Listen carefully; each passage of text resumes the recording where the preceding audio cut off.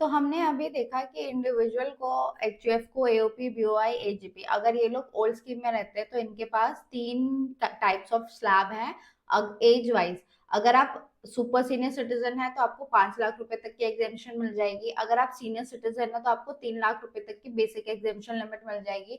और अगर आप अदर्स की कैटेगरी में फॉल करते हैं तो आपको 2.5 लाख रुपए तक की बेसिक एग्जेम्पशन लिमिट मिल जाएगी। ठीक है, बट इसके लिए मोस्ट इंपॉर्टेंट चीज क्या है कि आपको रेजिडेंट ऑफ इंडिया होना चाहिए। बट अगर आप अदर्स की कैटेगरी में फॉल करते हैं तो आप रेजिडेंट हो या नॉन रेजिडेंट हो, दोनों के लिए, मतलब जितने भी नॉन रेजिडेंट है उनका एज से कोई लेना देना नहीं है। वो 85 ईयर्स ऑफ एज भी हो सकते हैं, 62 ईयर्स ऑफ एज भी हो सकते हैं और 45 ईयर्स ऑफ एज भी हो सकते हैं।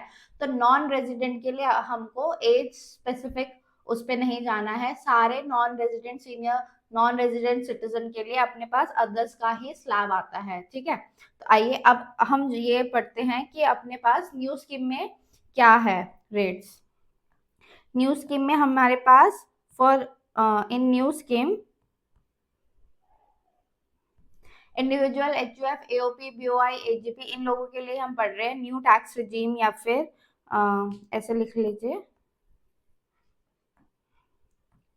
न्यू टैक्स रिजाइम, और you can say new new scheme. ठीक है, इसमें क्या आता है हमारे पास, इसमें एज वाइज कैटेगरी नहीं है हमारे पास, इसमें सबके लिए, for every individual, HUF, AOP, BOI, AJP. ठीक है, इन सब के लिए न्यू स्कीम में एक ही स्लैब रेट है, एज वाइज कैटेगरी नहीं दी गई है। तो ये शुरू होता है 0 से लेके 3 लाख रुपीज तक नील रहता है। ठीक है, 3 लाख से ये जाता है अपने पास 7 लाख रुपीज तक, ये जाता है 5% के लिए। 7 लाख से 10 लाख रुपीज तक जाता है ये 10% के लिए। ठीक, 10 लाख से 12 लाख तक जाता है ये 15% के लिए। 15 लाख से 12 लाख से 15 लाख तक जाता है अपने पास 20% के लिए। एंड अबव 15 लाख ये जाता है अपने पास 30% के लिए। ठीक है, यहाँ पे सब में 5-5% का गैप है, बट ये इन दोनों में 10% का गैप हो जाता है। तो इस चीज का आपको ध्यान रखना है। न्यू स्कीम में अपने पास स्लैब थोड़ा लंबा है और रेट्स थोड़े छोटे हैं। ठीक है, तो 0 to 3 लाख आपके पास मिल रहेगा, 3 लाख to 7 लाख आपके पास 5% है, 7 लाख to 10 लाख आपके पास 10% है, 10 लाख to 12 लाख आपके पास 15% है, 12 लाख to 15 लाख आपके पास 20% है, एंड अबव 15 लाख आपके पास 30% का स्लैब रेट आ जाता है।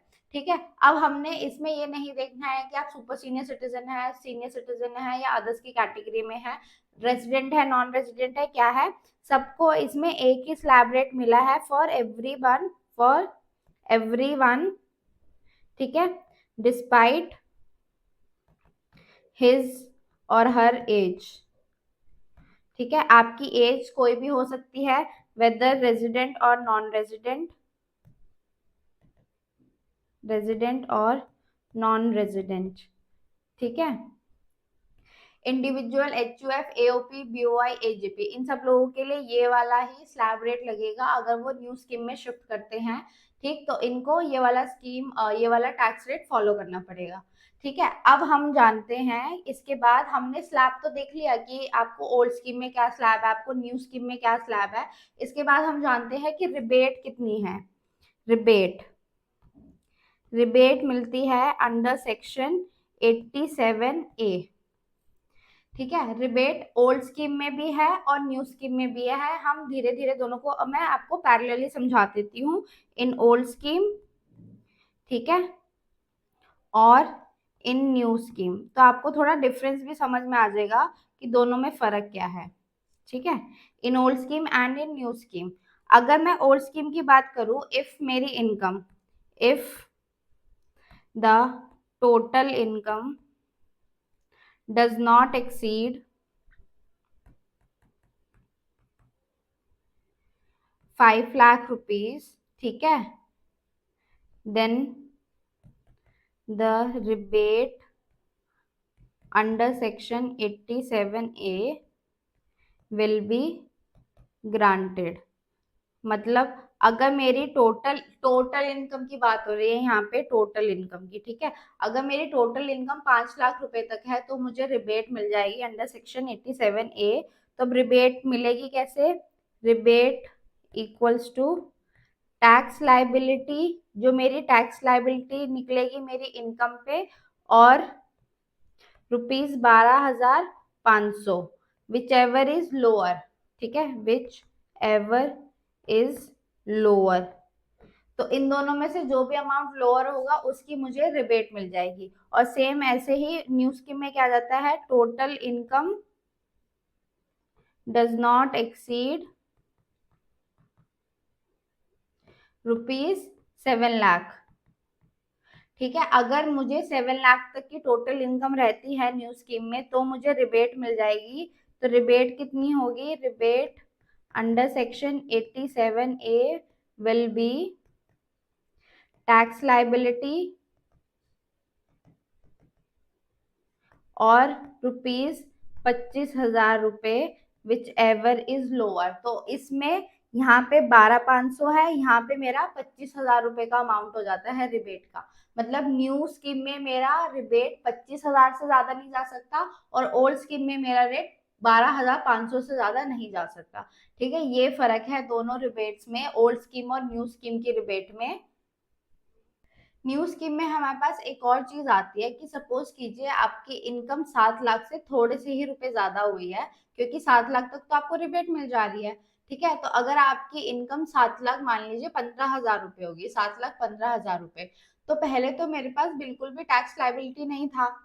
पहले तो मेरे पास बिल्कुल भी टैक्स लाइबिलिटी नहीं था 7 लाख रुपए तक की इनकम पे। बट अब मेरे पास 7,15,000 रुपए की इनकम आ जाएगी तो मेरे पास एकदम से टैक्स बर्डन आ जाएगा, क्योंकि मेरी टोटल इनकम पे टैक्स लगेगा। तो इसके लिए भी एक रिबेट दी जाती है, जो कैलकुलेट कैसे करते हैं आइए। इन न्यू स्कीम ओनली, ये न्यू स्कीम में ही है, इन न्यू स्कीम ओनली, ठीक है।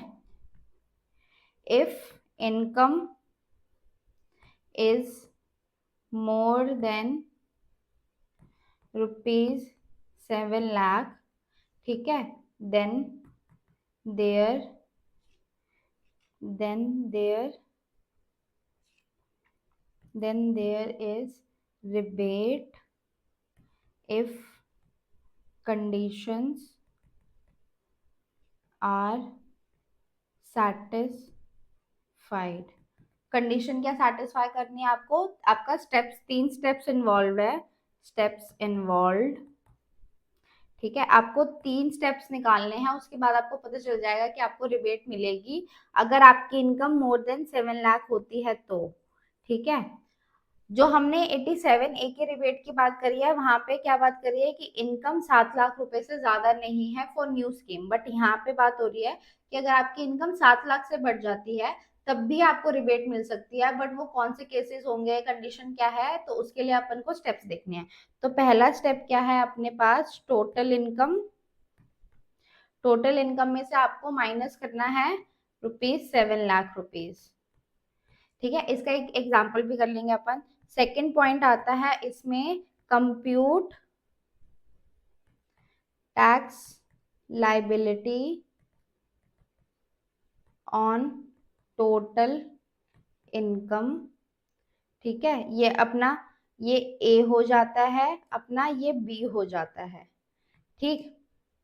पहले तो आपको निकालना है कि आपकी टोटल इनकम में से 7 लाख माइनस कर दीजिए, मतलब 7 लाख से कितनी एक्सेस इनकम है आपके पास। दूसरे स्टेप में निकालना है आपको कि आपका टोटल इनकम पे टैक्स लाइबिलिटी कितना है। टोटल इनकम कौन सी लेंगे? ये वाली टोटल इनकम, ठीक है। थर्ड पॉइंट आता है आपके पास, if B is greater than, rebate under section 87A would be B minus A, ठीक है। अगर, इसका क्या मतलब हुआ, अगर मेरी टैक्स लाइबिलिटी बी में ए से ज्यादा है, ठीक है, तो मुझे रिबेट कितना मिल जाएगा? बी माइनस ए।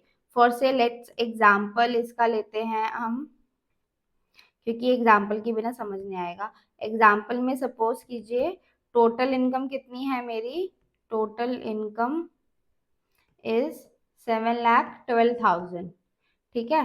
7,12,000 रुपए मेरी टोटल इनकम है। अब हम इसके स्टेप्स निकालते हैं। स्टेप 1 में क्या था, टोटल इनकम माइनस 7 लाख करना था ना, तो 7,12,000 माइनस करेंगे 7 लाख रुपए, ये आ जाता है नील, ओ सॉरी, ये आ जाता है 12,000 रुपए, 12,000 रुपए, ठीक है। अब स्टेप 2 में क्या निकालना था अपन को, स्टेप 2 में निकालना था tax on total, tax liability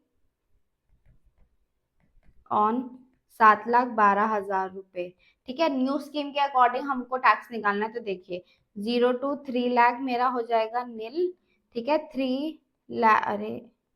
3 lakh to 7 lakh हो जाता है @5%, ठीक है। और 7 लाख से नेक्स्ट अपने पास क्या बच गया, 7 लाख से 10 लाख तक जाता है, बट अपने पास 7 लाख से तो 10 लाख तक तो पहुंच नहीं पाएंगे, क्योंकि अपने पास सिर्फ एक्स्ट्रा 12,000 रुपए बचती है ना इनकम, तो ये जाएगा 10% पे। तो आइए 4 लाख पे अपना 5% आया 20,000 रुपए, ठीक है। और 12,000 पे 10% आया 1,200 रुपए, तो ये कितना आ गया, 21200, ठीक है। तो टैक्स लाइबिलिटी कितनी आ गई, 21200, ये मेरा बी हो गया, ये मेरा ए हो गया। क्या मेरे स्टेप 3 के अकॉर्डिंग, एक मिनट, क्या मेरे स्टेप 3 में बी इज ग्रेटर देन ए, हाँ, तो क्या हो जाएगा, 21,200 इज ग्रेटर देन 12,000 रुपए, तो मुझे रिबेट कितनी मिल जाएगी, रिबेट अंडर सेक्शन 87 ए क्या हो जाएगा मेरा, 21,200 माइनस 12,000 रुपए, ये आ जाएगी 9,200 की रिबेट मिल जाएगी मुझको, ठीक है।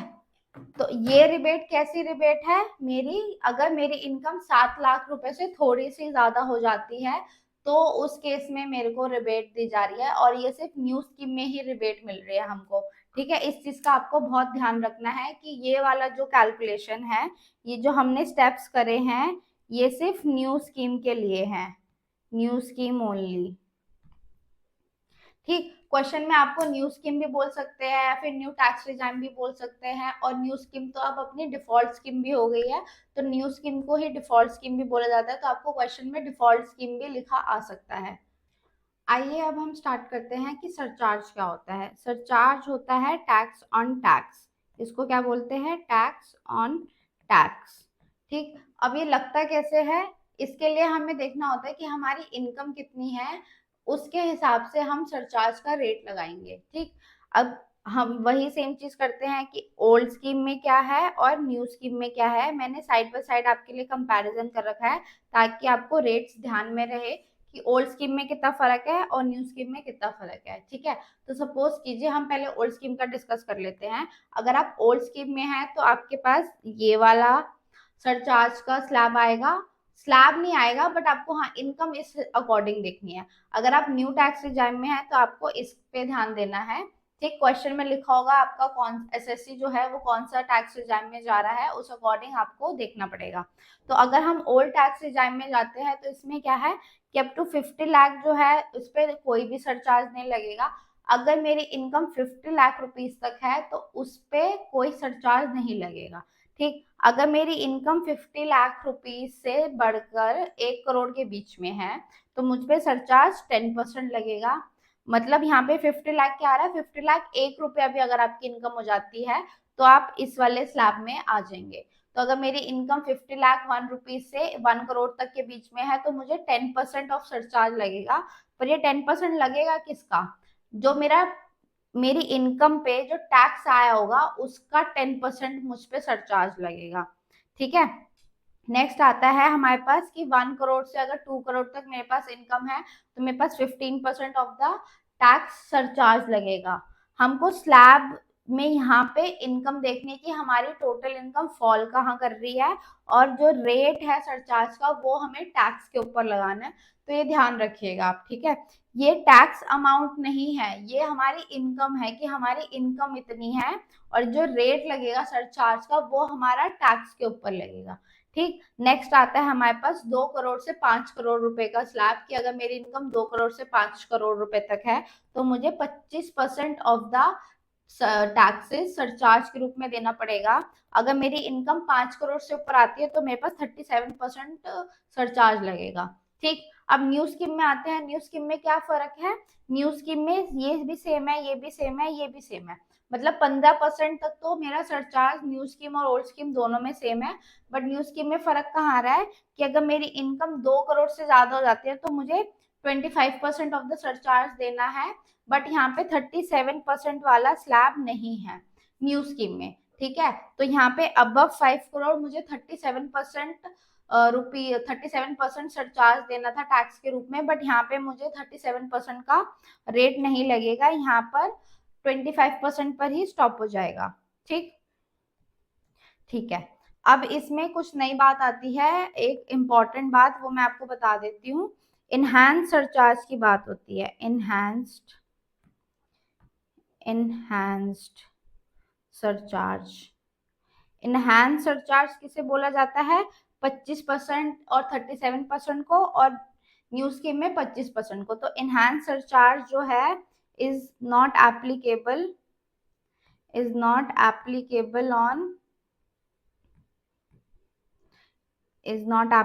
On the following income. कौन कौन सी इनकम आती है इसके अंदर? इसके अंदर आता है LTCG अंडर सेक्शन 112A। इसके अंदर और क्या आता है? LTCG under section 112, LTCG under section 111A and dividend income, ठीक है। तो अगर मैं ये 4 इनकम रिसीव करती हूँ और इनकी जो इनकम है मुझे अगर 2 करोड़ से भी ज्यादा होती है या 5 करोड़ से भी ज्यादा होती है, तो इसके ऊपर मैं 25% या 37% या न्यू स्कीम में 25% का सरचार्ज नहीं लगा पाऊंगी। मेरा सरचार्ज का मैक्स कैप क्या होगा? 15% तक ही होगा, इससे ज्यादा मैं इन इनकम पे टैक्स नहीं चार्ज कर सकती हूँ, ठीक है। ठीक है। तो अभी हमने क्या पढ़ा कि हमारा जो इनहैंस सरचार्ज है, जो कि जिसका रेट होता है 25% या 37%, वो हमारी 4 इनकम पे नहीं लगता है। वो कौन सी इनकम है? LTCG under section 111A, LTCG under section 112, LTCG under section 112A and dividend income. तो इन पर इनहैंस सरचार्ज का रेट नहीं लगेगा। इन पे अगर मेरी इनकम 2 करोड़ से ज्यादा भी हो जाए या 5 करोड़ से ज्यादा भी हो जाए तो मेरा सरचार्ज का लिमिट कहाँ पे रुक जाएगा? वो रुक जाएगा 15% पर, मैक्स कैप, ठीक है। मैक्सिमम कैप मेरी 15% पर है, इससे ज्यादा की मैं इस पे टैक्स सरचार्ज का रेट नहीं लगा सकती। दूसरा नोट ये आता है हमारे पास, सपोज कीजिए मेरी टोटल इनकम तो 2 करोड़ से ज्यादा है, तो अगर मेरी टोटल इनकम 2 करोड़ से ज्यादा है तो मेरे पास क्या लगेगा? या तो 25% का मेरे पास लगेगा, साफ कर देती हूँ थोड़ा मैं यहाँ पे, ठीक है, एक मिनट। अगर मेरी इनकम 2 करोड़ से ज्यादा है तो मेरे पास कौन सा टैक्स का रेट, सरचार्ज का रेट आता है? 25%, 25%। और अगर 2 करोड़ से ज्यादा तो 5 करोड़ भी होते हैं ना, तो इसमें 5 करोड़ वाला भी आ जाएगा, ठीक है। सपोज कीजिए मेरी इनकम 2 करोड़ से ज्यादा है, टोटल इनकम की बात हो रही है। बट अगर मैं ये कहूँ कि टोटल इनकम में से मेरी स्पेशल इनकम माइनस कर दी जाए, ठीक है, तो उस वो मेरी अगर 2 करोड़ से कम है, तो जो मेरा सरचार्ज है ना, जो नॉर्मल इनकम है, उस पे मेरा सरचार्ज 15% ही लगेगा। अब एग्जाम्पल लेते हैं इसका एग्जाम्पल। सपोज कीजिए मेरी टोटल इनकम है 4 करोड़ रुपए, इसमें से मेरे पास क्या है? 2.5 करोड़ का मेरे पास है डिविडेंड इनकम, ठीक है। डिविडेंड नहीं, इसमें हम ले लेते हैं, सपोज कीजिए LTCG अंडर सेक्शन 111A है मेरे पास 2.5 करोड़ का, ठीक है। 2.5 करोड़ का मेरे पास एल टी सी जी अंडर सेक्शन 111 है, और बैलेंस कितना बच गया मेरा 1.5 करोड़। ठीक है ना? नहीं। ठीक है, बैलेंस मेरे पास 1.5 करोड़ बच जाता है। ये मान लीजिए मेरी नॉर्मल इनकम है, मेरी बिजनेस इनकम या मेरी सैलरी इनकम या हाउस प्रॉपर्टी, जो भी आप कह लीजिए। ठीक है, तो बैलेंस इनकम है। तो अब जो मेरी मेरी ये वाली जो है 2.5 करोड़ की इनकम, ये मेरी यहाँ पर आ रही है इसमें से। तो यहाँ पे मेरा मैक्सिमम कैप क्या है, 15% का ही सरचार्ज लगेगा। तो इस पे मैं 15% का ही सरचार्ज लगाऊंगी। और इस पे मैं क्या लगाऊंगी, इस पे भी मैं देखिए 1 करोड़ से 2 करोड़ तक पे मैं 15% में तो वैसे ही आ रही थी, पर मेरा यहाँ पे टोटल इनकम तो 4 करोड़ है ना, बट इस पे भी मेरा 15% का ही सरचार्ज लगेगा। ठीक है, क्योंकि मेरी इनकम ये 2 करोड़ से नीचे है। ये समझ में आया आपको? ठीक है, इसको एक बार दोबारा देखिएगा। एक और एग्जांपल लेते हैं।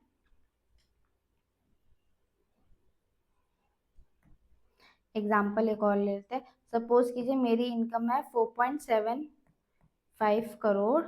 ठीक है, इसमें से 3 करोड़ मेरे पास है एल टी सी जी अंडर सेक्शन 112A वाला है। ठीक है, और बैलेंस 1.75 करोड़ मेरे पास क्या है, नॉर्मल इनकम है। ठीक, नॉर्मल इनकम है मेरे पास ये। तो अब इसमें टैक्स सरचार्ज का रेट क्या लगेगा, इस पे तो मेरा 15% फिक्स हो गया, क्योंकि मैं अपना जो 4 इनकम में से एक इनकम है मेरे पास ये, इस पे मैं 15% से ज्यादा का सरचार्ज लगा ही नहीं सकती। और इस पे क्या लगना चाहिए, अगर देखा जाए तो मेरी टोटल इनकम तो 4.25 करोड़ है, तो मेरे पास क्या कौन सा स्लैब लगता है, 2 करोड़ से 5 करोड़ तक 37%। अगर मैं ओल्ड स्कीम में होती, अगर मैं न्यू स्कीम में होती, तो मेरे पे 25% लगता। ठीक है, बट इस इस नोट की वजह से हमें क्या कहा गया है कि टोटल इनकम में से अगर मैं स्पेशल इनकम माइनस कर दूं, तो मेरे पास जो नॉर्मल इनकम बचती है, अगर वो 2 करोड़ तक है, तो इस पे भी मैं 15% का ही सरचार्ज लगाऊंगी। इस पे मैं एक्सेस सरचार्ज नहीं लगा सकती। ठीक है, आई होप आपको ये बात समझ में आ गई हो। अब हम स्टार्ट करते हैं कंपनी के रेट स्टार्ट कर रहे हैं अब हम, कंपनी टैक्स रेट्स। ठीक है, कंपनीज के टैक्स रेट हमारे पास दो, कंपनी में बाइफिकेशन आता है हमारे पास। कंपनी या तो आपकी डोमेस्टिक कंपनी हो सकती है, ठीक है, या फिर आपकी फॉरेन कंपनी हो सकती है। कंपनी के यहाँ पर ही हम इसके रेट्स भी डिस्कस कर लेंगे, और यहीं पर हम इसके सरचार्ज भी डिस्कस कर लेंगे। ठीक है, कंपनी के पास हमारी या तो डोमेस्टिक कंपनी होगी या फिर हमारी फॉरेन कंपनी होगी। तो फॉरेन कंपनी पे पहले टैक्स का रेट 40% होता था, तो अब 40% नहीं है, अब 35% है। ये आपको बात ध्यान रखनी है, ये लेटेस्ट अमेंडमेंट है, बहुत रिसेंट नहीं है, बट हाँ ठीक है, थोड़ी सी पुरानी है, पिछले फाइनेंस एक्ट में आई गेस आई थी ये। ठीक है, तो इसके लिए हमको देखना है कि अगर फॉरेन कंपनी की इनकम निकालनी है हमें, तो उसका जो टैक्स रेट है वो 35% है। और अगर डोमेस्टिक कंपनी है, डोमेस्टिक कंपनी में हमारे पास कौन सी कंपनीज आ जाती हैं, इंडियन कंपनी आती है, ठीक है, या फिर अदर कंपनीज आती हैं।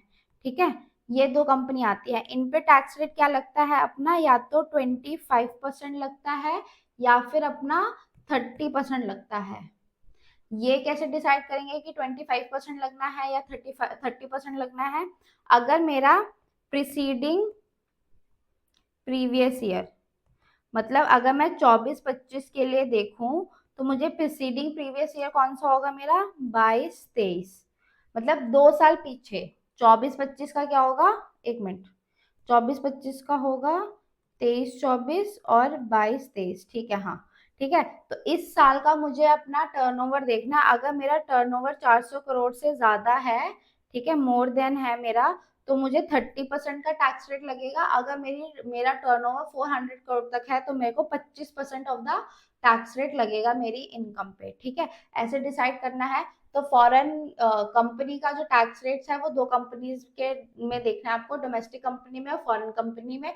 फॉरेन कंपनी में तो आपका डायरेक्ट 35% है, आप कितनी भी इनकम कमाइए, ठीक है। डोमेस्टिक कंपनी में अपन को देखना है कि 25% लगेगा या 30% लगेगा। अगर आपको क्वेश्चन में टर्नओवर की डिटेल्स गिवन है तो आप 25 या 30% डिसाइड कर सकते हैं, बट अगर क्वेश्चन में कोई भी इंफॉर्मेशन प्रोवाइडेड नहीं है तो आप ये नोट लिख के आएंगे कि we are assuming that the turnover is more than 400 crore and आप 30% के रेट से कंपनी का टैक्स निकाल के आएंगे, ठीक है। अब सरचार्ज की बात करते हैं। सरचार्ज फॉरेन कंपनी के लिए और डोमेस्टिक कंपनी के लिए, ठीक है, अपने पास यही है। सरचार्ज क्या आता है अपने पास टोटल इनकम कितनी होनी चाहिए, टोटल इनकम अगर मोर देन 1 करोड़ है, मोर देन, ठीक है, मोर देन 1 करोड़ या फिर मोर देन 10 करोड़, ठीक है, ये याद। अगर आपकी इनकम 1 करोड़ से 10 करोड़ तक आती है तो आपको फॉरेन में क्या देना है, 2% देना है और 5% देना है, ठीक है, ये लगेगा आपके ऊपर। बट अगर आप डोमेस्टिक कंपनी है तो आपको क्या देना पड़ेगा, 7% और 12%, ठीक है। अगर 1 करोड़ से, मैं ऐसे लिख देती हूँ उसको,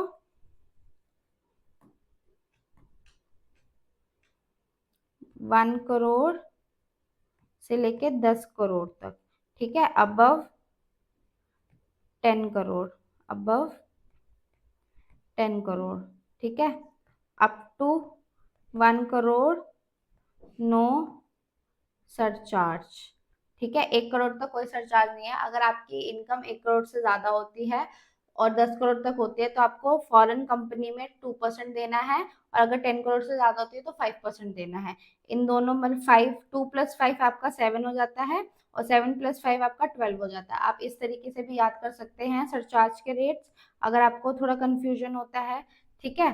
तो फॉरेन कंपनी के लिए 2% और 5% है, और डोमेस्टिक कंपनी के लिए अपने पास 7% और 12%। इसके बाद अपन पार्टनरशिप फर्म पे चलते हैं। अगर हमारे पास एसएससी का इंफॉर्मेशन में दिया है कि एसएससी पार्टनरशिप फर्म है तो उन पे टैक्स रेट क्या अप्लाई होता है, टैक्स रेट उनके लिए होता है डायरेक्ट 30%, ठीक है, उन पे डायरेक्ट 30% का फ्लैट रेट लगता है, 30% का।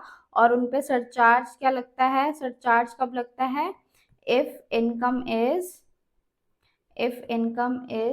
exceeding exceeds ₹1 करोड़, ठीक है, देन सरचार्ज लग जाता है 12% का फ्लैट सरचार्ज लगता है। इनके ऊपर वो नहीं है कि 1 करोड़ से 10 करोड़ पे ऐसा ऐसा है, इन पे 12% का सरचार्ज लग जाता है। और टैक्स रेट कितना लगता है, 30% का लगता है। एचजीसी हर केस में आएगा, चाहे इंडिविजुअल हो, HUF, AOP, BOI, company, firm, जो भी हो, सब पे 4% का सर्च एचईसी तो कंपल्सरी होता है, ठीक है। और न्यू स्कीम के लिए there is no such, partnership firm के लिए there is no such new scheme, ठीक है। अब हम जाते हैं कोऑपरेटिव सोसाइटी के लिए। कोऑपरेटिव कोऑपरेटिव सोसाइटी, इसको ठीक से लिख देते हैं, सोसाइटी, कोऑपरेटिव सोसाइटी का अब इसमें हम देखने जा रहे हैं। कोऑपरेटिव सोसाइटी के लिए अपने पास क्या आता है, 0 से 10,000 आता है, 10%, मतलब इनका स्लैब आएगा अपने पास, ठीक है। ओल्ड स्कीम में 0 to 10,000, ठीक है। नेक्स्ट 10,000 पे अपने पास कितना आता है, 20%, और अबव, या फिर ऐसे लिख लीजिए, फॉर बैलेंस कितना आ जाता है, 30% तक आ जाता है यहाँ पे, ठीक है। फर्स्ट 10,000 पे आपका आता है ऐसे, फर्स्ट 10,000 पे जो कोऑपरेटिव सोसाइटी कमाती है उस पे 10% लगता है। नेक्स्ट 10,000 जो होगा उस पे 20% लगेगा, और अबव या फिर बैलेंस, इसके बैलेंस जो भी बचेगा उस पे 30% का टैक्स लगेगा। ठीक है, सरचार्ज देखते हैं हम इस केस में, सरचार्ज कितना लगेगा इस केस में। सरचार्ज आ जाता है अपना, अगर आप टोटल इनकम कितना कमा रहे हैं, टोटल इनकम अगर आपका 1 crore is, total income is more then 1 crore है, तो आपका 7% लग जाएगा। ठीक है, एंड अगर 10 करोड़, अरे, and if more than 10 crore है तो आप पे कितना लगेगा, 12%। मतलब ये डोमेस्टिक कंपनी वाला ही सरचार्ज आपके ऊपर लग जाएगा। अगर 1 करोड़ से 10 करोड़ तक कमाते हैं तो आप पे 7% सरचार्ज लग जाएगा, और अगर आप 10 करोड़ से ज्यादा कमाते हैं तो आप पे 12% सरचार्ज लग जाएगा। ठीक है, एक बार हम न्यू स्कीम वाले सारे डिस्कस कर लेते हैं। अपने पास 5 न्यू स्कीम है टोटल मिला के।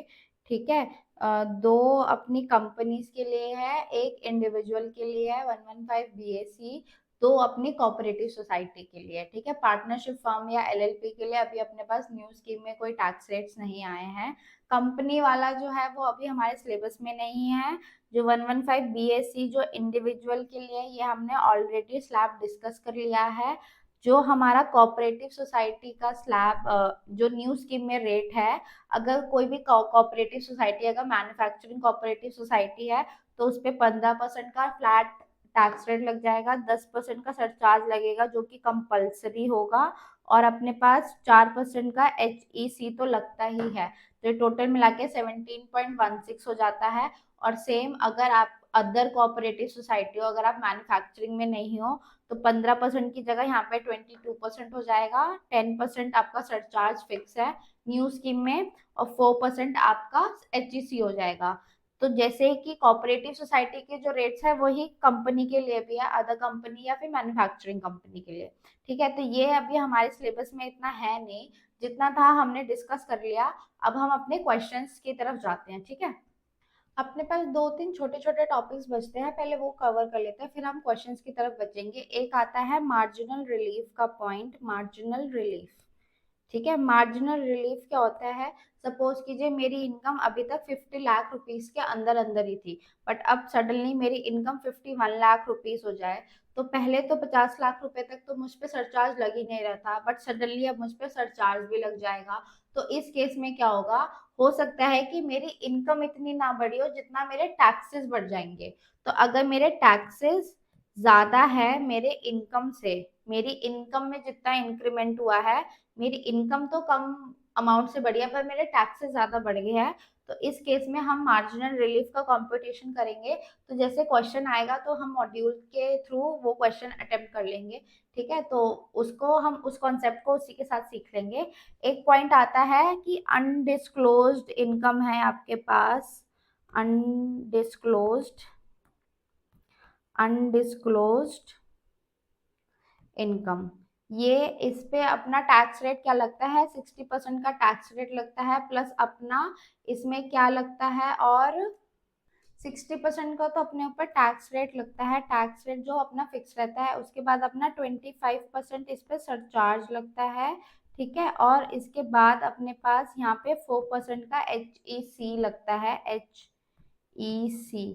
तो ये टोटल मिला के अपने पास आता है 78%। अनडिस्क्लोज्ड इनकम हमारे पास अगर कोई भी है और वो हमारा पकड़ी जाती है, तो कोई भी इनकम जो अनडिस्क्लोज की कैटेगरी में आएगी उस पे 78% का फ्लैट टैक्स रेट लग जाएगा अपना। इसमें हमारे कैश क्रेडिट्स आ जाते हैं, हमारे अनएक्सप्लेन्ड इनकम या अनएक्सप्लेन्ड एक्सपेंडिचर्स इसमें आ जाएंगे। अगर हमारी एक्सप्लेन्ड मनी कोई है वो इसमें आ जाएगी, या फिर मैंने कोई अमाउंट बोरो करा है या रिपे करा है थ्रू हुंडी करा है, अगर मेरे रिकॉग्नाइज्ड एक्सचेंजेस के थ्रू नहीं करा है, जैसे Bhim, UPI, credit card, debit card, इन सब की से नहीं करा है, मैंने हुंडी का इस्तेमाल करा है लोन को लेने के लिए भी या लोन रिपे करने के लिए भी, किसी भी केस में, तो उस केस में भी मेरा अनडिस्क्लोज इनकम मानी जाएगी। या फिर मैंने पार्टली अनडिस्क्लोज इनकम है, पार्टली मेरा मनी है, ज्वेलरी है, जो भी मेरा अनडिस्क्लोज है,